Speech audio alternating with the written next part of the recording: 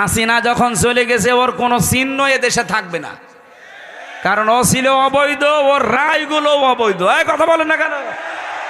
ওর অবৈধ রায় এখনো যদি থাকে তাহলে দেশ স্বাধীন হয়ে কি হইল? আগেই তো ভালো ছিল। লুৎফুজ্জামান বাবর আর উনি এক মামলা, একই ফাঁসির আসামি, একই জায়গায় থাকতো।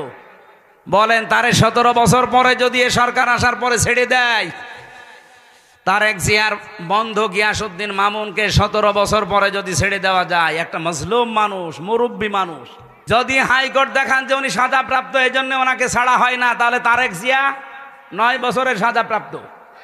এখানে যারা আছে জিজ্ঞাসা করে দেখেন। আর তারেক জিয়ার বউ 3 বছরের সাজাপ্রাপ্ত। তারা যদি সাজাপ্রাপ্ত হওয়ার পরে আগস্টের 5 তারিখে তাদের মামলা ঢিসমিস হয়ে যায়, তারা যদি খালাস পায়, উনিও খালাস পাবে না মানে? শরণজিৎ বাবু কি বলেছিল, শয়তান যদি কাউকে ধরে ছেড়ে দেয়, বাঘে ধরলে ছাড়ে, হাসিনা ধরলে। এই জন্য উনি হাসিনার শিকার। এই দেশের আলেমরা হাসিনার শিকার ছিল। যারা তার পা ছাড়তে পারতো না তারা ছিল ওনার চোখের শোল, তাদেরকে জীবনটা নষ্ট করে দিয়েছে এমন এমন মামলা দিয়ে। মাওলানা মামুনুল হকের নামে ধর্ষণ মামলা দিয়েছে, নাউজুবিল্লাহ।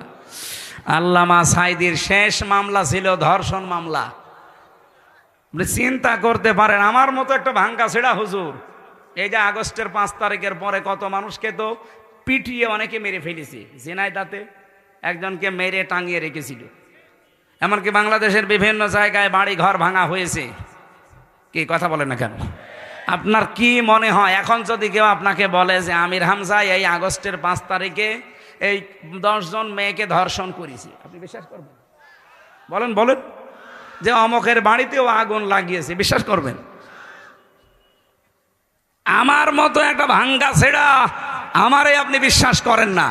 তা আল্লামা সাইদির বিরুদ্ধে উনি মানুষের বাড়িতে আগুন দিয়েছে, ও ধর্ষণ করেছে, আপনি এটা বিশ্বাস করেন কি করে?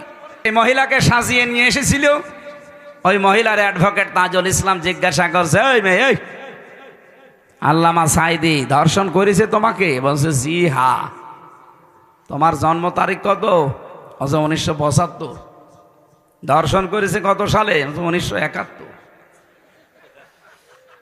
অ্যাডভোকেট তাজুল ইসলাম ওই দিনই বলেছিল, মাননীয় আদালত পয়েন্টটা একটু লেখেন, লিখে রাখেন, এই মহিলার জন্ম 75-এ, ধর্ষিতা হয়েছে 71-এ। ওইটা কি রুহের জগতে?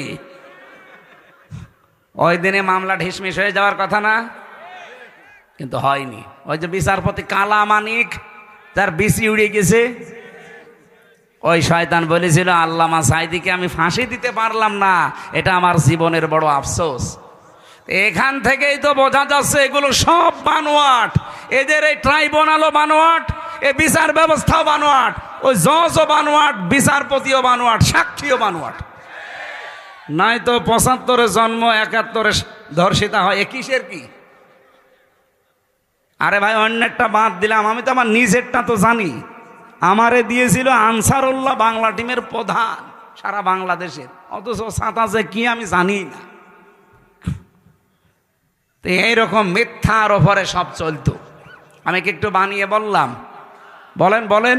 কোরআনে কারিমে রব্বুল আলামিন জানিয়েছেন, ফাতিলকা বুয়ুতুহুম খাওফিয়াতাম বিমা যালামু ইন্না ফি যালিকা লাআয়াতাল লিকাওমিন ইয়ালামুন। সূরা নমলের 52 নম্বর আয়াতে আছে, আল্লাহ বলেন এই সেই ঘরগুলো, ফাতিলকা বুয়ুতুহুম, বাইতুন দেননি, বুয়ুত বহু বচন, আবার জমির দিয়েছেন হিম। আল্লাহ বলেন এই সেই ঘরগুলো পড়ে আছে কেন জানেন? খাওফিয়াতান, আজকে জনশূন্য, ওজাড় গৃহ হয়ে গেছে, পরিত্যক্ত হয়ে পড়ে আছে, বিমা যালামু, এদের জুলুমের কারণে। কি বুঝলেন এই আয়াত থেকে? জালেমদের এত বড় শিকড় আপনি চিন্তাও আনতে পারবেন না। আমি রিমান্ডে টের পেয়েছিলাম যে ওদের শিকড় কত নিচে। এই দেশে ইউনিয়নের দারোয়ান থেকে শুরু করে একেবারে সংসদ পর্যন্ত থরে থরে সব সাজানো ছিল।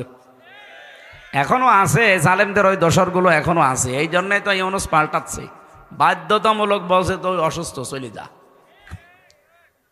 আগামীতে অনেকেই চিন্তা ভাবনায় আছেন, আগে সিয়ার পাই, কি করবেন আপনি? সিয়ার পেয়ে যদি সত্যি ওদের মতো আচরণ করেন, অইন উত্তম উদনা অজালনা জাহান্নামা লিল কাফিরিনা হাসিরা। সূরা বানী ইসরাঈল ৮ নাম্বার আয়াতের শেষের দিকে আল্লাহ জানিয়েছেন, তোরা যদি ওই রকম করিস, ওদের সাথে যা করেছি তোদের সাথে ওইটা করব।